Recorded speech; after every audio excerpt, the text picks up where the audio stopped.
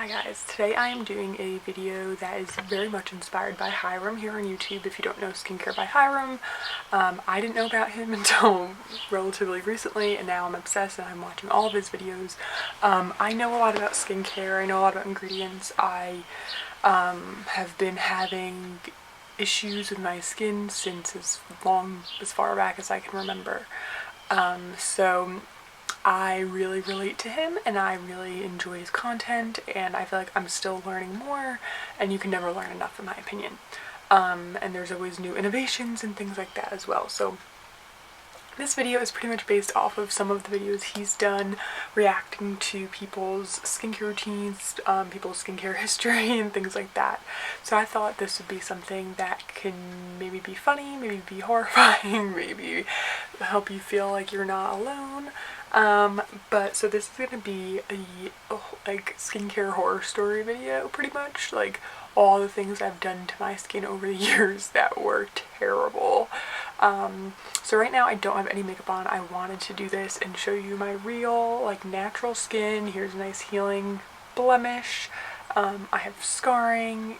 Well, it's actually called post acne hyperpigmentation, I believe. But yeah, my skin is far from perfect. But I've had acne since I was about 12 years old. I was literally the only person in my entire grade in middle school who had acne. I felt like such an outcast. I felt gross.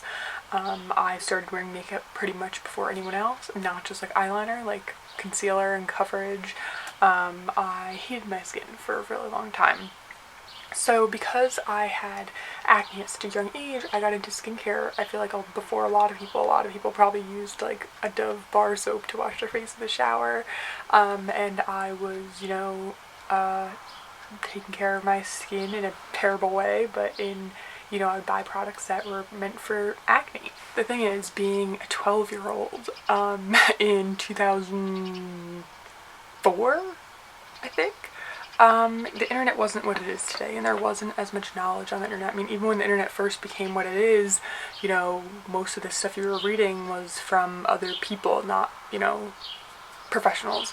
So I was getting a lot of my acne advice from brands, which I wouldn't recommend. At least not back then, when, brands didn't have this transparency that a lot of them have today. So I was, just reading the product, like reading what was on the front of the product and saying, okay, that's meant for my skin. And then I also was reading books.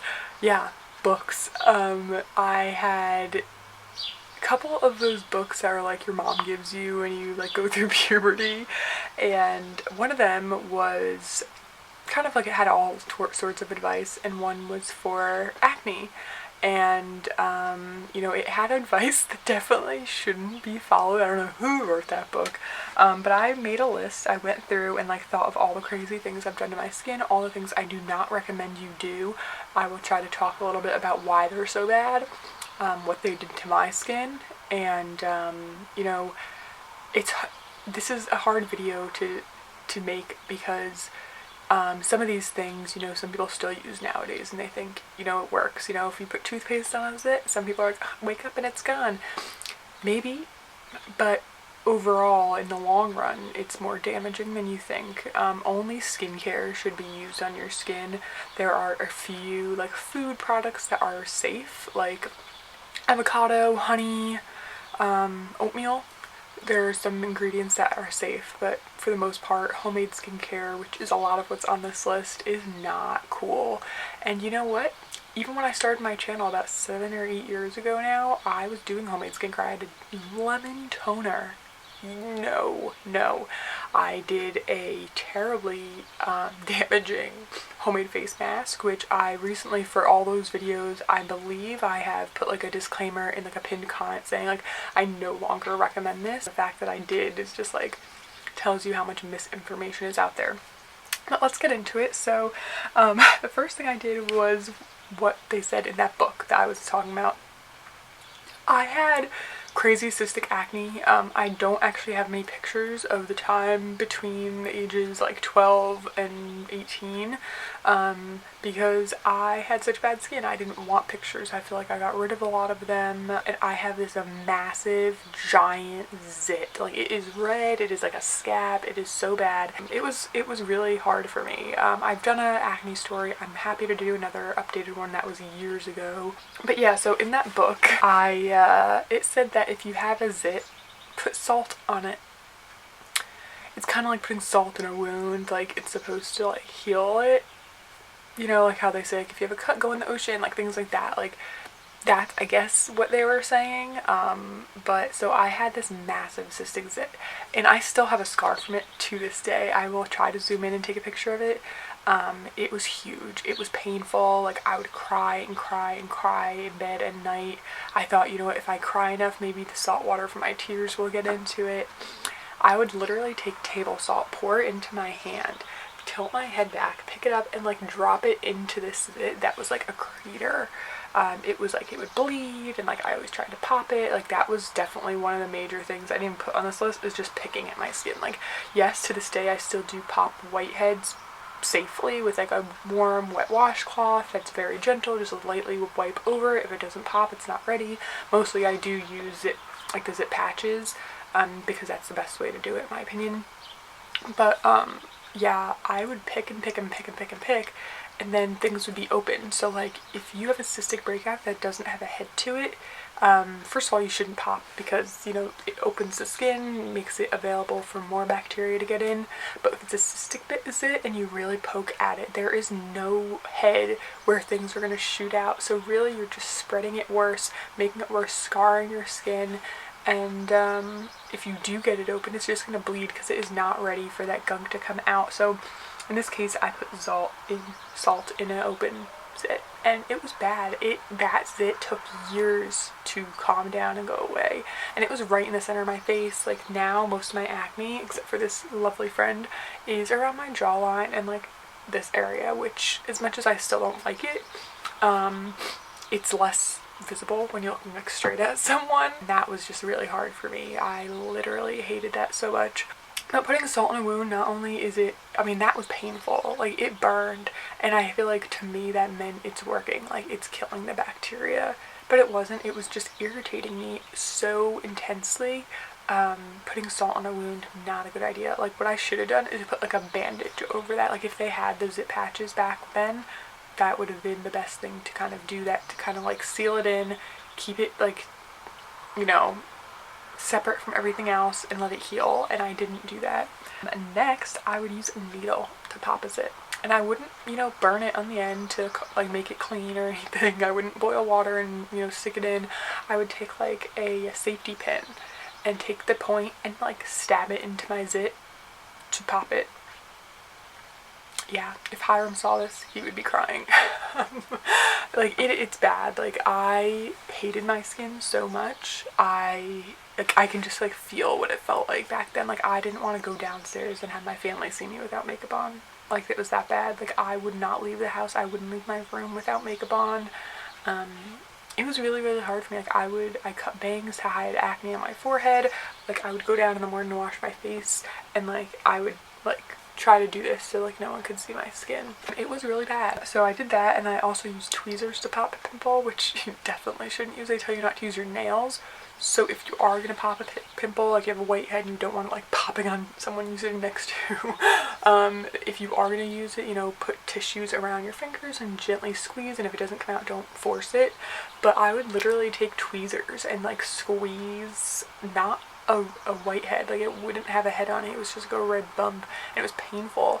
And I mean, not only is that damaging the skin from the popping, but the sharpness and dirtiness of tweezers like digging into the skin, like no wonder my skin is like so damaged now. Next, I would rub it with a towel, and not like what I was saying, like a damp towel, and like lightly rub it. Like, I would take the towel I would dry my skin with after washing it and just like scrub at my face, because when you have acne like that, that's all over. Like, you can't count how many pimples you have. There's pimples on pimples, like it's everywhere. It's not like one spot, it's literally your entire face.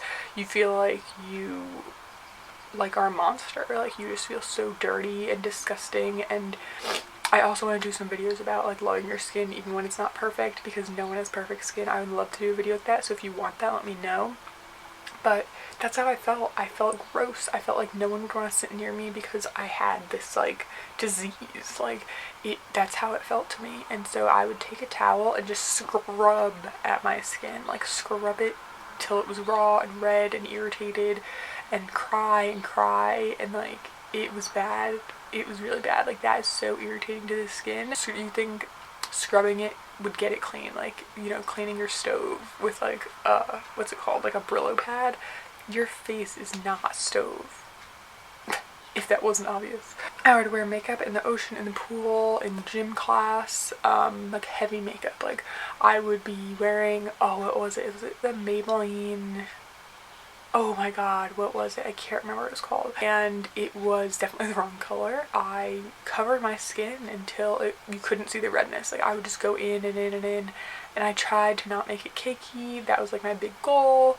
And I would wear it in gym class when I was sweating in the summer, at the beach, in the water, like pretty much any way that you could clog your pores.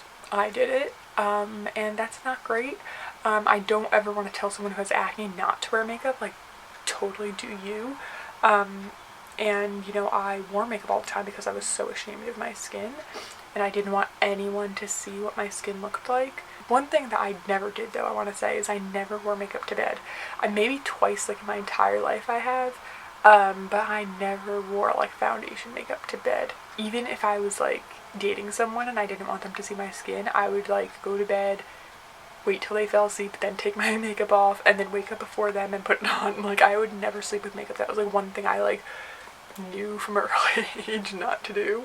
I did that for years. I mean, I don't think I stopped wearing makeup like at the gym or like at the beach until I was about like 21 or something. And next, lemon juice toner. Yeah, the video I did, maybe I'll link it below so you guys can see how ridiculous. It was like a witch hazel, lemon juice and water, and it was horrible. Like it burned in the skin, and I think I said in that video, I might be wrong, that like if it burns it's working. Like that is not necessarily true. I know that can feel that way, like, you know, if a lip gloss burns on your lips, it's plumping. Like that's not the same thing for like healing your skin. I'm not sure why I used that. I must have read something online that said like, you know, lemon juice clears the skin. I know it's like a brightening agent. You know, I'm sure that's what I thought. I also used the toner, oh, what is that brand? Bay Breeze? No, something like that. Sea Breeze. I think it's Sea Breeze. It's so heavily fragranced and it's so strong, like it made my eyes water. And I'm pretty sure it was Carly Bybel who used that, and she had such nice skin.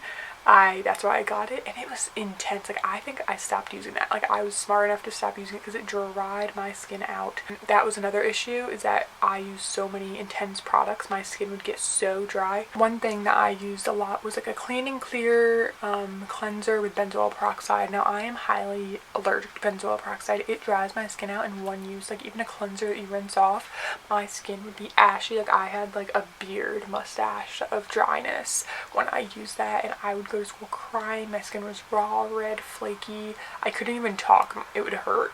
And that was from benzoyl peroxide. Now I'm not saying that's bad. I think that, you know, benzoyl peroxide works great for some people. I wouldn't recommend it as like a cleanser or something all over the skin, but more like a spot treatment if you are going to use it. But I just can't personally like recommend it because of what it does to my skin. Even though it did that, I thought, okay, well eventually that's got to stop, right? And if like my skin's dry, it can't produce acne. Not true. I can tell you that right now. My skin used to be like mad oily, like so shiny. I'd have those, you know, blotting papers with me all the time. I'd go in the bathroom and use like the paper towel thing and like pat my face, and, you know, powder and powder and powder, and use like oil-free primers and all that stuff. But now my skin at 28 is dry, like dry. I use some heavy duty moisturizers and my skin is freaking dry.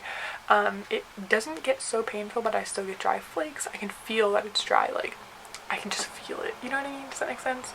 But that could be because I over dried it so much, because I've damaged my moisture barrier. I don't really know for sure. I also would scrub my skin with lemon juice and salt. Not cool, guys. Not cool. Not cool.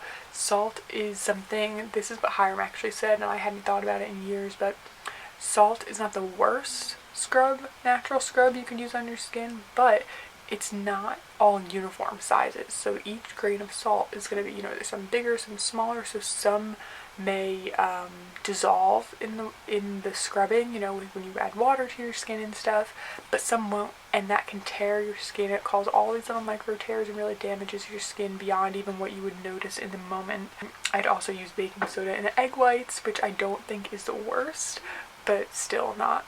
And don't use homemade shit on your skin, guys. Clearasil was the worst. I think that was one, every single time I tried to use Clearasil, especially because it had a commercial that was like, gone in 3 days, it's gone in 3 days, or like someone would put like the cream on in the commercial in the morning, and by the time they got home from school it would be gone. No. Every time I used Clearasil, if I had like a little red bump that looked like it could become a whitehead, it would turn into a cystic breakout. I don't know what the hell is in Clearasil, but it was not cool. It literally caused my regular pimples to turn into cystic pimples, so I don't know what that was about, but not good. I used Oxy Pads, which I know a lot of people still say it works for them. I could not, oh my god, the fact that I used to use those, like the fact that when you put that on your face it smells like nail polish remover, like that's not a good sign. That is so intense, and I don't even have like highly sensitive skin. I have dry skin, so it dries out easily, but my skin doesn't really get rashes. I do break out from certain ingredients and have allergies, but like I wouldn't describe my skin as highly sensitive. But those things are not cool. Oxy Pads, even for me, I always noticed that when I did use them, my fingers would get dried out. Like the skin on my fingers of touching the pad would dry out. Yeah. So I would not recommend those.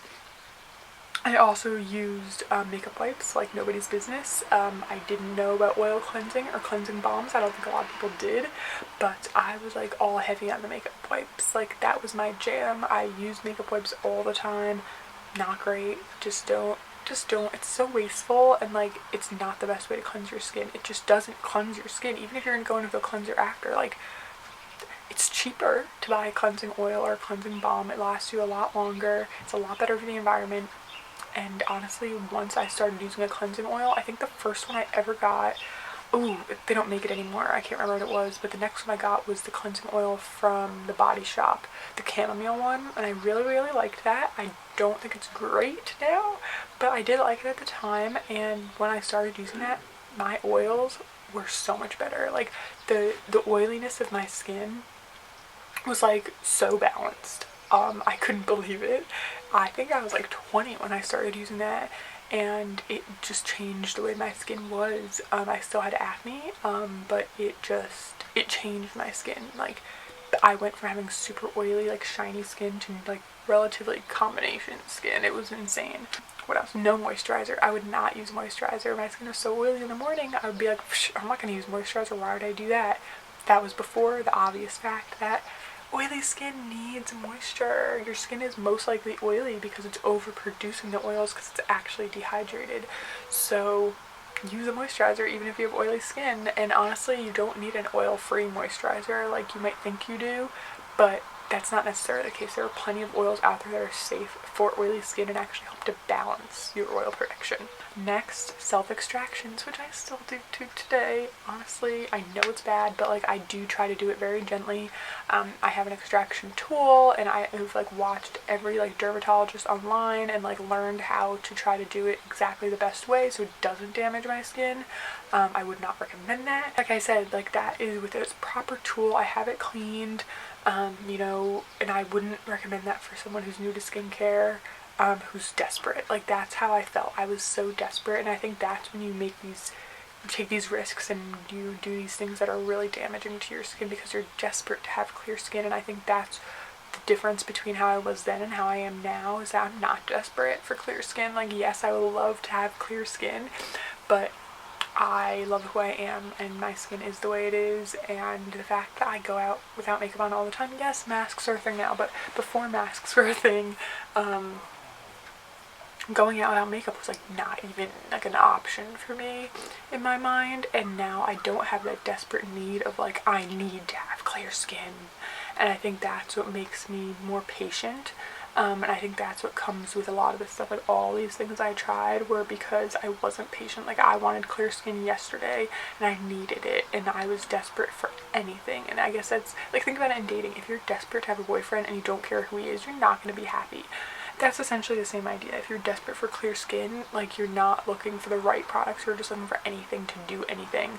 And I feel like that's the issue I had. Oh my god, this list is so long, I can't. Toners with alcohol. Oh my god, how many toners? I've always been a toner kind of person. I don't know why. I've always liked using a toner after cleansing. That's just like my jam. It's not for everyone, I know. But I used so many toners with like denatured alcohol as like the second ingredient. Super drying. Just avoid it. If you see denatured alcohol in your ingredient list, especially with makeup setting sprays, I wouldn't recommend it. I don't care if you have oily skin or dry skin, like it's not cool. So if I use a makeup setting spray, it will not have denatured alcohol in it. I know that's the reasons people say it works, because it kind of dries out the oils, keeps your makeup from breaking down, but it's not worth it in my opinion. I used straight rose water as a toner because all the reviews were like, this is amazing. Straight rose water is fragrance. It's like putting perfume on your skin. I'm also allergic to rose. Didn't know this at the time. I'm highly allergic to rose, and when I used that, I was getting these little bumps all over my skin, and what did my dumbass think it was? Purging. So I used it for way longer than I should have.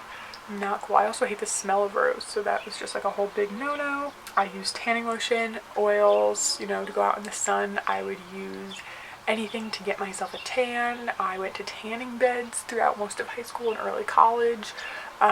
I am very prone to burning, so I'm definitely not the type that should be doing that at all. I mean, no one should.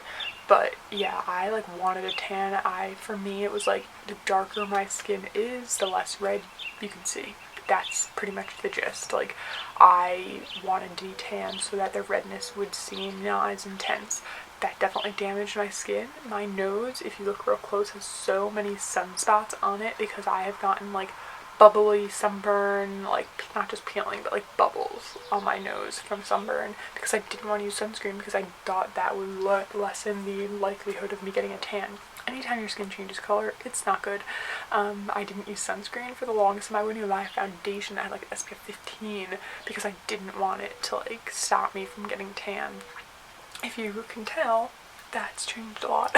Use sunscreen, like honestly, the amount of time it took me to start wearing sunscreen, the amount of articles and magazines I would read about sunscreen, like just roll my eyes at, like not cool.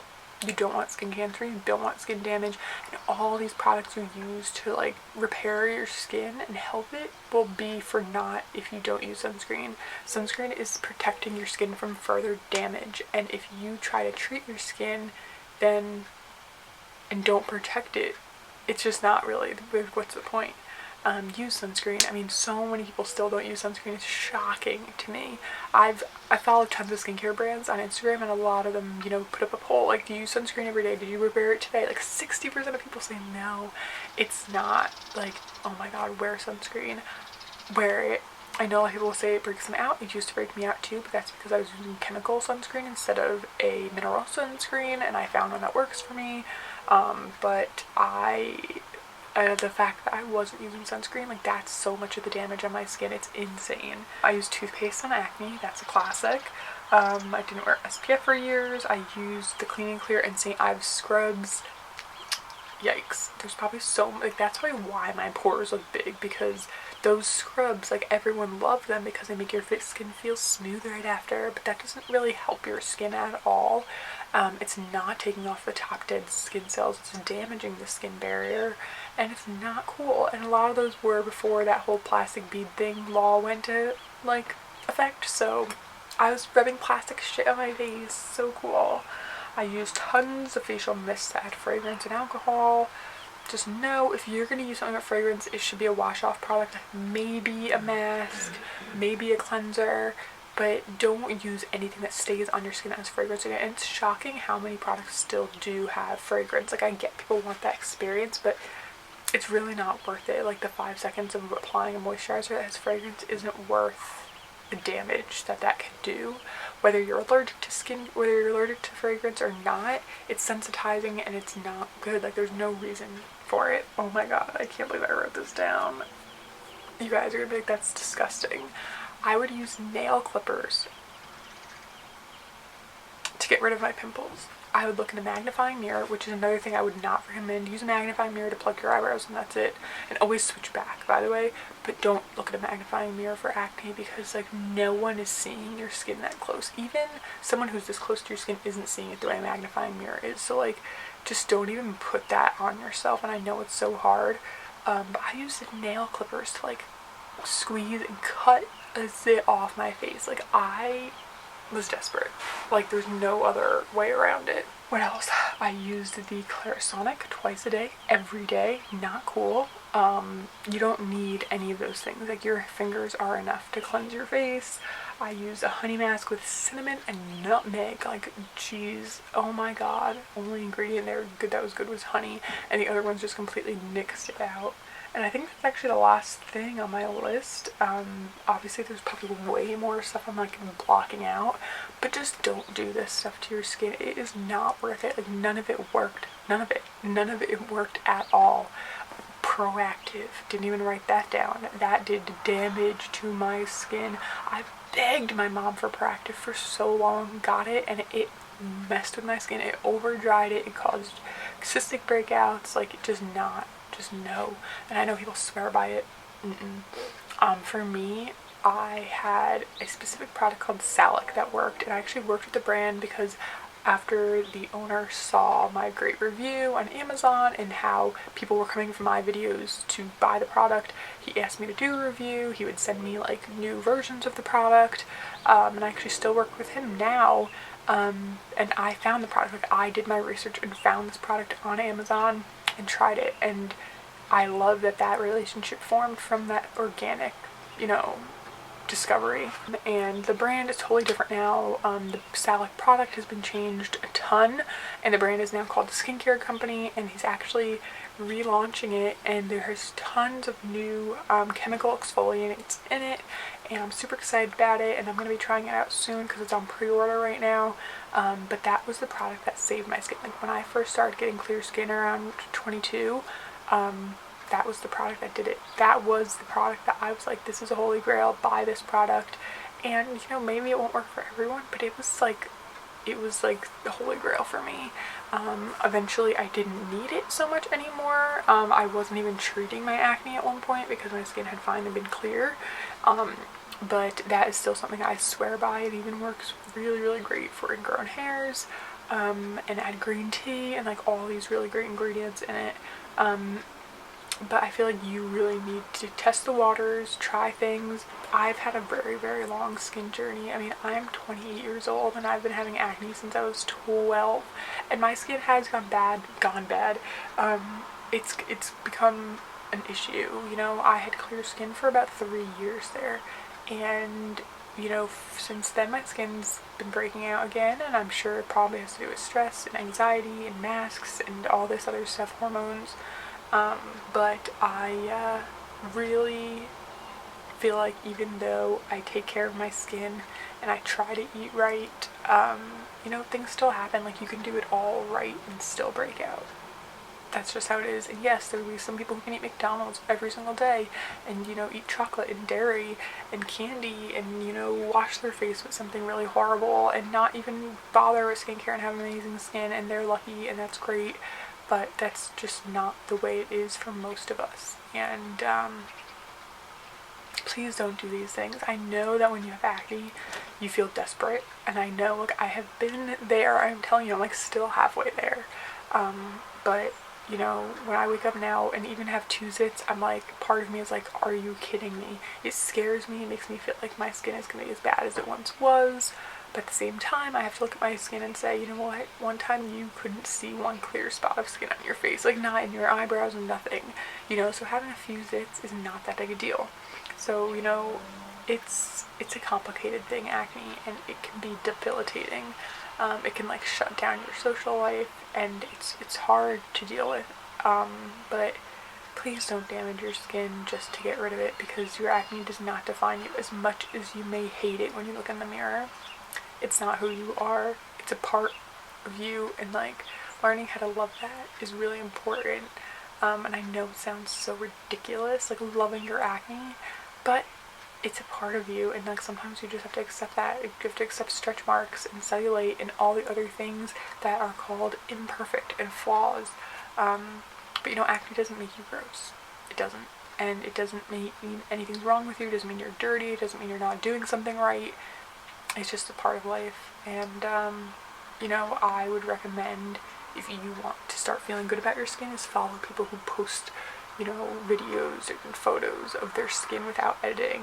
You know, look at people who have acne online. That helped me so much. Even just seeing Alyssa Milano have acne on Charmed, like that was few and far between back in the day, and that made me feel so good. I thought, oh my god, if this woman, who was like one of the sexiest women alive, can have acne, so can I, and that makes it okay.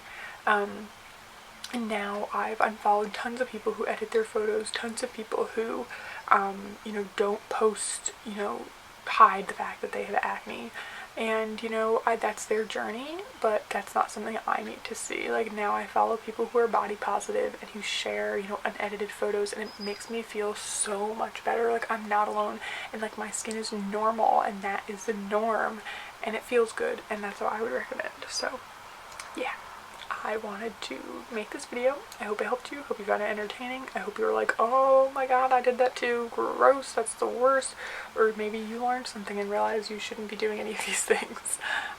So thank you for watching. If you want more videos like this or more, you know, acne related videos, please do let me know. I'd be happy to do that, and I'll see you soon. Bye.